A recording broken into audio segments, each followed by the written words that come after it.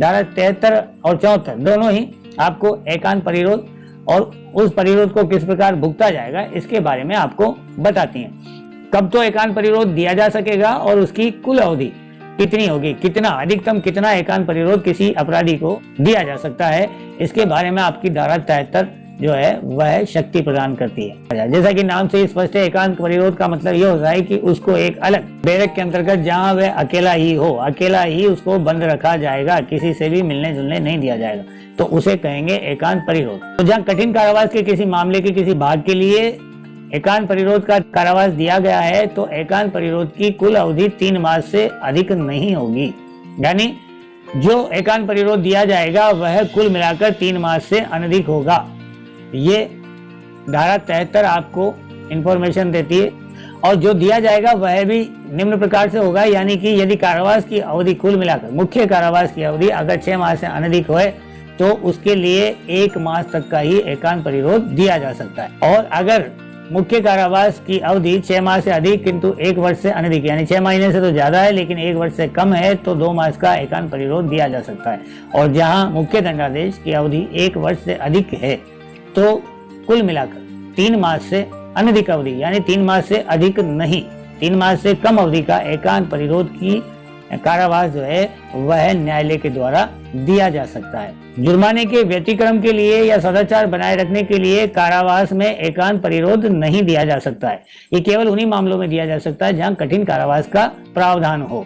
एक बार अपराधी जिसको कुछ डर होता है अन्य अपराधियों से नुकसान पहुंचने का या किसी और कारण से, अगर वह अलग रहने की एकांत परिरोध की मांग करे तो उसके लिए उस अपराधी की लिखित सम्मति आवश्यक है और अन्य उच्च अधिकारियों की परमिशन भी लेना जरूरी है। ये बात आपको बताती है 1980 supreme court AIR 1980 supreme court में माननीय उच्चतम न्यायालय ने ये बात बताई है। उन्वान है सुनील बत्रा बनाम दिल्ली प्रशासन। 74 के अनुसार एकांत परिरोध की अवधि किस मापमान के अनुसार होगी, किस प्रकार उसको भुगताया जाएगा, उसके बारे में सूचना देती है। तो ये आपको बता रही है कि इस प्रकार के दंडादेश के निष्पादन में एकांत परिरोध के किसी भी दशा में एक बार में 14 दिन से अधिक नहीं होगा। यानी एक बार में किसी व्यक्ति को 14 दिन से अधिक के लिए एकांत परिरोध में बंद नहीं किया जाएगा।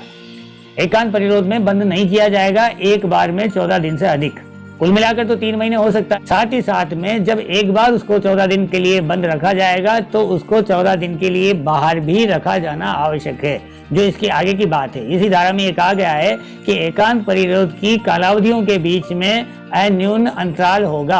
अन्यून से मतलब है उतना ही अंतराल होगा, उससे कम अंतराल नहीं होगा जितने दिन उसको एकांत परिरोध में या कारावास में रखा गया है। सॉलिटरी कन्फाइनमेंट में जितना टाइम उसको रखा गया है उतना ही टाइम उसको बाहर दूसरी जेल में रखा जाना आवश्यक है। ये नहीं कि उसको 14 दिन एक बार बंद करा, एक दिन के लिए बाहर निकाला और फिर अगले 14 दिन के लिए उसको वापस सॉलिटरी कन्फाइनमेंट में रख दिया। ऐसा नहीं किया जा सकेगा। एक बार एकांत परिरोध में भेजा और दूसरी बार जब उसको एकांत परिरोध में भेजेंगे उसके बीच में अंतर उतना ही होना चाहिए जितना वह एकांत परिरोध में रहा है। इसे ही अन्यून अंतराल कहेंगे।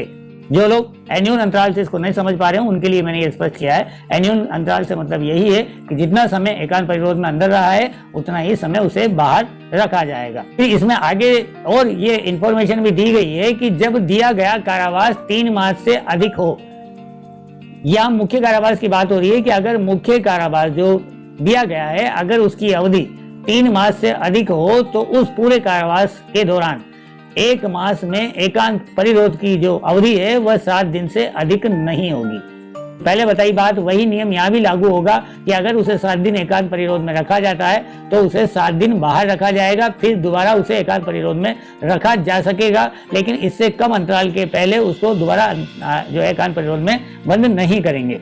अब इसको ऐसा ही बताया गया है कि जब दिया गया कारावास 3 मास से अधिक हो तब दिए गए संपूर्ण कारावास के किसी 1 मास में एकांत परिरोध 7 दिन से अधिक का नहीं होगा। साथ ही एकांत परिरोध की कालावधियों के बीच में उन्हीं कालावधियों से अन्यून अंतराल होगा। जो अंतराल होगा वह उतनी ही अवधि का होना चाहिए। तो धारा 73 और 74 सॉलिटरी कन्फाइनमेंट से जो सूचनाएं आप लोगों को देती है उसको मैंने आपको स्पष्ट करने की कोशिश की है। यहाँ हो सकता है कि आप लोग मेरे सामने नहीं हैं, इसलिए मैंने किसी बात को कुछ ज्यादा ही विस्तार से या ज्यादा बार बार रिपीट करके कहा हो, लेकिन उसका कारण यही है कि जब आप लोग सामने होते हैं तो मुझे अंदाजा रहता है कि बात सब लोगों के समझ में आ गई है या नहीं। और ऑनलाइन में मेरी कोशिश ये रहती है कि आप सब लोगों तक वह बात पूरी तरह अच्छे से पहुंच जाए, इसलिए मैं कई बार उसको अधिक समय तक दोहराता रहता हूँ। उम्मीद है आपको ये गलत नहीं लगेगा।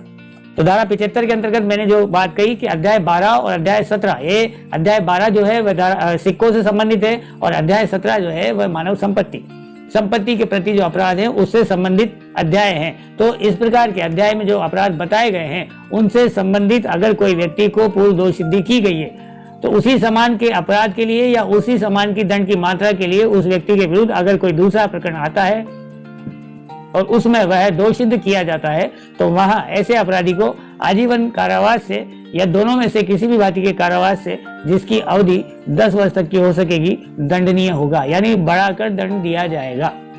अगर वीडियो आपको पसंद आया है तो लाइक करें, शेयर करें और चैनल को सब्सक्राइब जरूर करें। धन्यवाद।